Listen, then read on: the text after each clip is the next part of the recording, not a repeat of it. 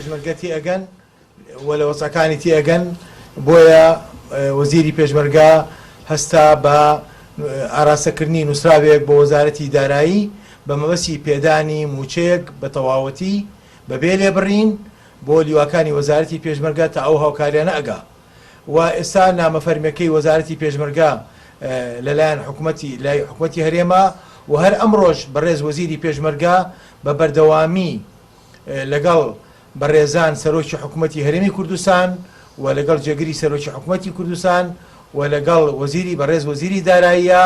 لە پەیوەندی بەردەوامان بۆ ئەوەی کەوا ئەو موچەیە دابین بکرێ تا ئەو هاوکاریە کە هاوپەیمانان و ئەمریکا دابینی کردو بۆ لیواکانی وەزارەت کە بریتیە لە 3 موچە بگاتە وەزارەتی پێشمەرگە پاشان دابش بکرێ. لەبەر ئەوە لە نیگەرانەکان تێئەگەین ئەوزانین وەزعی هێزی پێشمەرگە چۆنە و ئەزانین بۆ ماوەیەکی دوورە درێژە ماوەیەکی دوورە وا بۆ نزیکەی 2 مانگەچێ مەعاشیان وەرنەگرتووە کە ئەم پارەیە لەم دووە کە هاوپەیمانان ئەیان و ئەمریکا ئەیدا بە هێزی پێشمەرگی کوردستان وەکو لیواکانی وەزارەتی پێشمەرگە ڕاستەوخۆ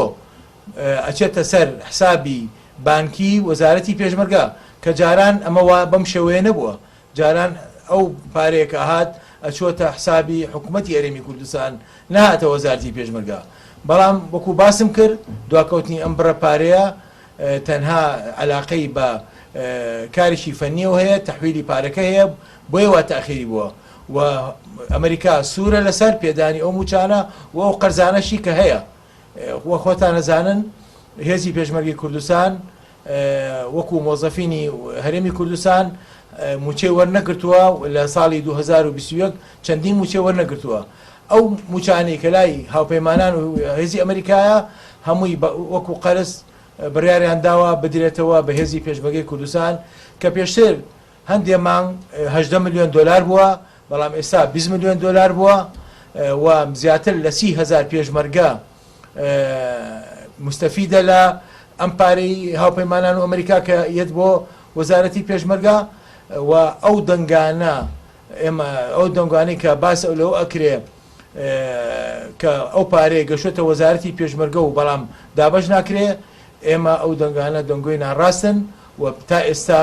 تا ئەم کاتەش ئێشتا ئەو پارەیە نەگەشتووە و چاوەڕێین ئەو پارەیە بگا هەچ کاتێ بگات بە تەکید دابەشە کرێ بەسەر لیواکانی وەزارەتی پێشمەرگە و زۆر سپاس بەخێر بێن.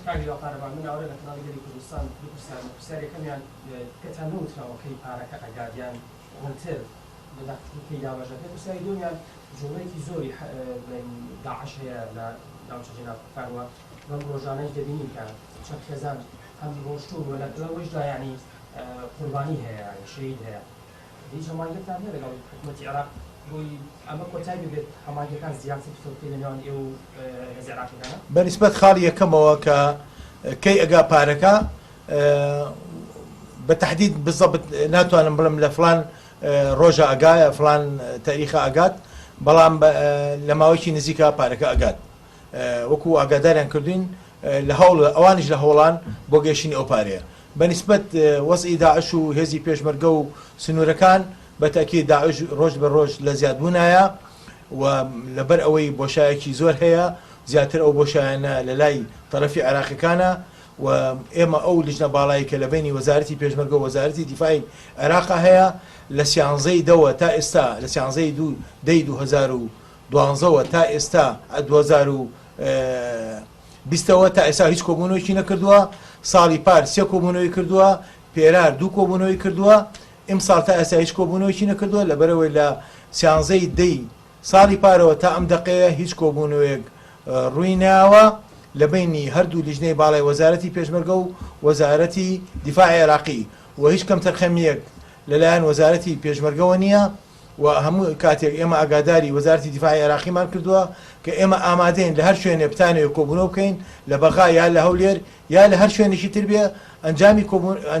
کۆبوونەوە ئەنجام بدەین بۆ گەشتن بە حەلێک بە تایبەتی بۆ نهێشتنی ئەو بۆشایە ئەمنی کە لە بینی ئێمە و لە بینی ئێمە و هێزە عێراقیەکانە هەیە کە بۆتە شوێنی حەوانەوە و خۆڕێخستنەوەی تیرۆریستانی داعش و چونکە لەو شوێنانەوە چارەشەکان ئەنجامێن و هجوومەکەنە سەر هێزەکانی هەم پێشمەرگە هەم هێزە عێراقیەکان و دوای ئەوەش خەڵکە ڕفرێنن و عبوات دائنێن و بۆت ئەو شوێنە بۆتە شوێنێکی مەوایەکی باش بۆ هەموو ئەو هێزی کە داعشە و ڕۆژانە لە زیادبوونایە تا هەماهنگەکان لە بینی هێزی عێراق و هێزی پێشمەرگا تاخیر بێت لە ساڵحی هیچ لایەک نییە تەنها لە ساڵحی داعشە لەبەروی داعش دەتوانێت بە ئارەزوی خۆی لەو شوێنانە کار و چارەشەکانی خۆی ئەنجام باو و ڕێخستن دووبارە هێزەکانی بەباشی ڕێک بخاتەوە. یەخستنەوەی هێزەکانی هەفتا هەشتا هەبوو ئێستادا ئەو پرسە بە کوێ گەیشتووە فەرمانە ئیداریەکان دەرچوو یاخود هەر وەکو معبردوو بەس قسە و باسەویی یەکێ لەو خاڵانەی بەرنامەی چاکسازی حکوومەتی هەرێمی کوردستان بەرنامەی چاکسازیە لە بەرنامەی چاکسازیە ڕێخستنەوە و یەخستنی هێزی پێشمەرگەی کوردستانە وەلیژنەیەک دروست کراوە بۆ ئەو بابەتە لە وەزارەتی پێشمەرگا بە نوێنەراتی هەموو ئەو هێزانی کە لە دەروی وەزارەتی پێشمەرگەن بەڵام وەزارەتی پێشمەرگا بە فەرمی داوای لە هێزەکانی دەروی وەزارەتی پێشمەرگردووە کە فەرماندەی هێزەکانی هەفتا و هەشتایە خۆیان ڕێکبخەنەوە هاوشەوەی تەشکیلاتەکان و لیواکانی وەزارەتی پێشمەرگا پاشان یەخستنەوە عملیاتی یەخستنەوە دەست پێکا یعنی بدایەت داوا کراوە لیواکانی ئەوانەی لە دەروی وەزارەتی پێشمەرگەن فەرماندەی هێزەکانی هەفتا وەشان خۆیان ڕێک بخەنەوە پاشان عملی یەخستن دەست پێکا ئەم عملی یەخستنە عملێکی ئاسان نییە عملێکی زۆر گەورەیە و بەڕاستیەکەی کاتی ئەوێ چونکە ئەو هێزانی کە لە دەروی وەزارەتی پێشمەرگەش هێزێکی کەمین حەجمیان گەورەیە و بە ئاسانی وە ڕێخستنەوە و یەخستن ئەنجام نادرێت. من زۆر لە نارتی هەندێک ئەڵەن کە هۆکاری نەناردنی ئەم بڕەپارەی لەلایەن هاوپەیمانانەوە هۆکارەکەی بۆ گەڕێتەوەکە هێزەکانی پێشمەرگە ڕێک نەخراونەتەوە هاوپەیمانان هۆکارەکەی بۆ ئەوە ئەگەڕنەوەکە یەک ریزی لە ناوان هێزەکانی پێشمەرگەیانیە و بە حیزبی کراون. با من لێرە هەواڵێکتان پێ بڵم لەسەر مۆزوعی هاوپەیمانان چۆن تەعاملەکەن لەگەڵ هێزەکانی پێشمەرگە. هاوپەیمانان و ئەمریکا و بە تایبەتی کە قیادی هاوپەیمانانەکە تەعامل لەگەڵ هێزێک ناکا لە دەرەوەی وەزارەتی پێشمەرگە لێ. تەعامل تەنها لەگەڵ ئەو هێزاناکە کە لە وەزارەتی پێشمەرگەن و ئەبینی ئەم موچەیە کە ئێسام هاوکاری دارایی کە